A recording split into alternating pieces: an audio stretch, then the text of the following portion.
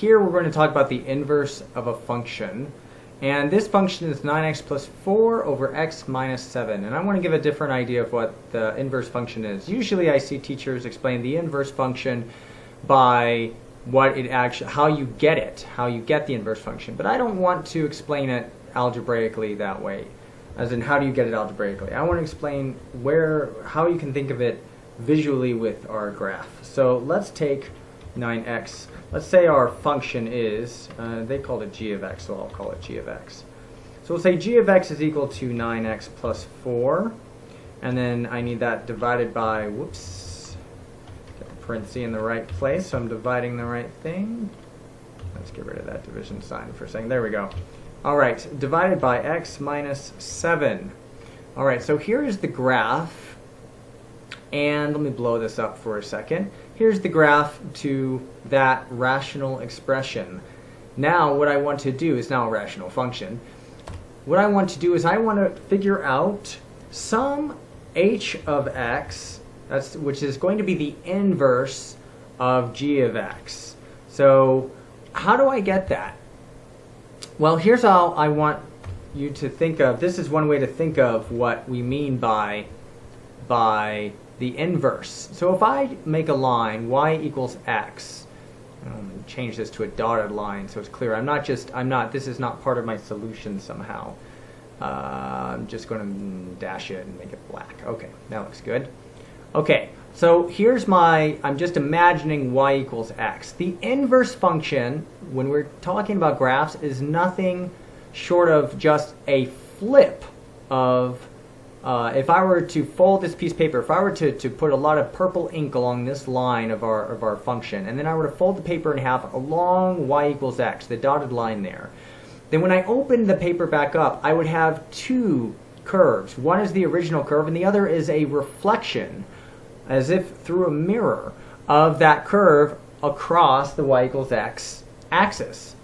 So how do I get that now?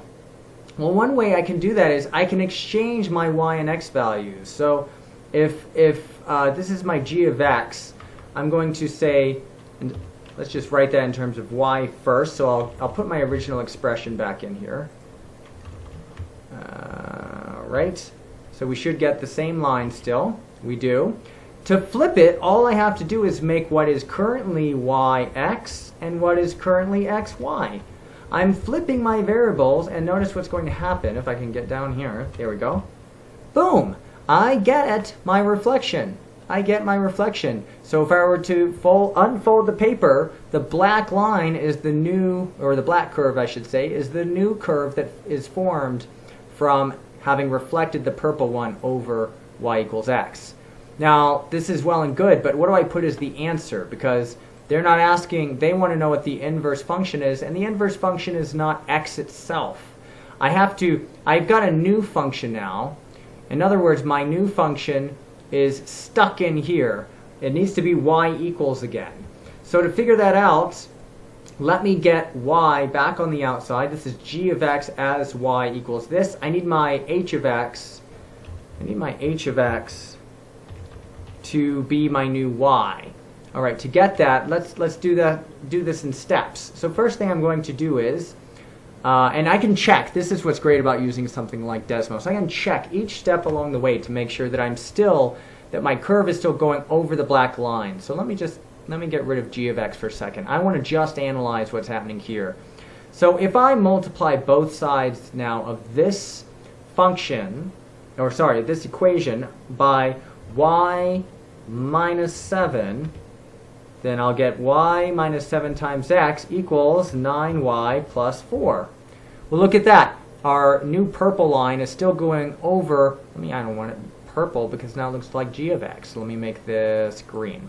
Okay, excuse my anal retentivity over color. But now it's going over the black line exactly because it's actually the same thing. I'm just writing it in a different way. But I want it y equal to something. So let me keep going. Let me distribute x over y and negative 7. So if I do that, I'm just going to do it right here in the same spot so I don't have to keep creating new lines. Then I'll get x. So I just distributed x is all I did.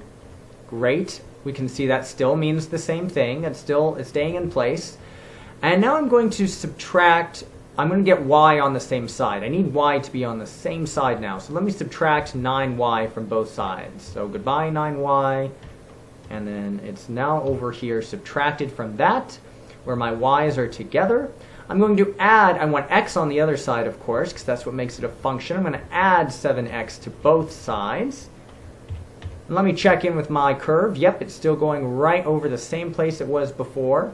Now, if I factor out y, I can get y by itself. So factor out y from that expression, and I get y times x minus 9, still the same curve.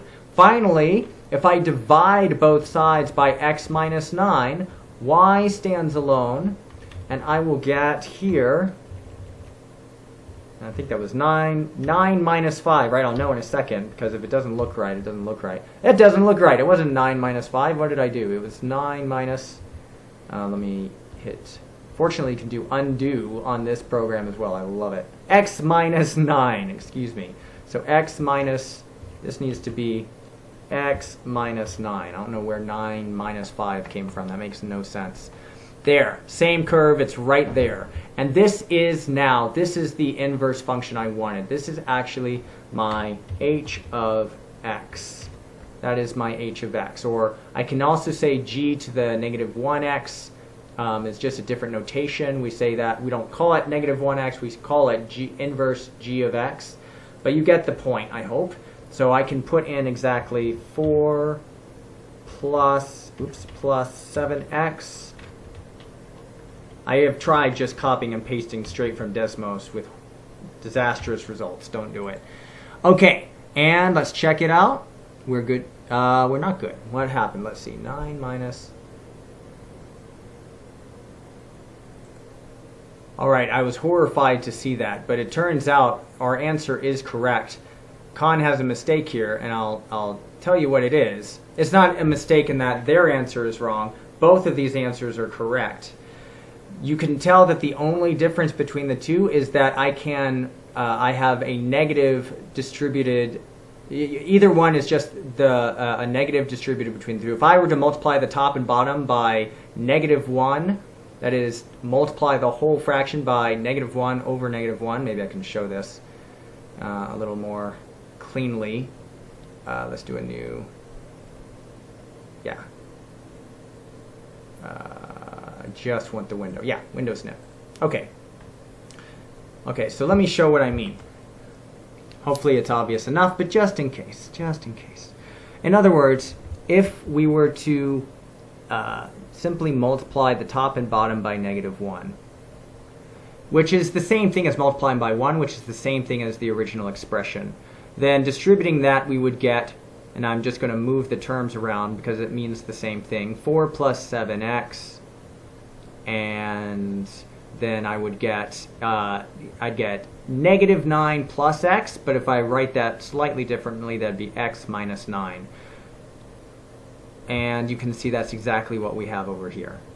So we have the correct answer. This is a way to get the correct answer. If you get the wrong answer on Khan, I'll show you, this is a good opportunity to see what you do when you feel that Khan has betrayed you in some way. It doesn't happen often. It's not supposed to do that, but go to report a problem. And I don't know, something isn't working. There it is. Something isn't working. My answer is also correct. And hopefully someone will look at that and they'll reevaluate and think about it a little bit differently. Okay, so let's just write it the way they want us to write it. Just to say that we did. It's ridiculous, but I don't make the rules. Now check again, and we're good. Let's go to the next question.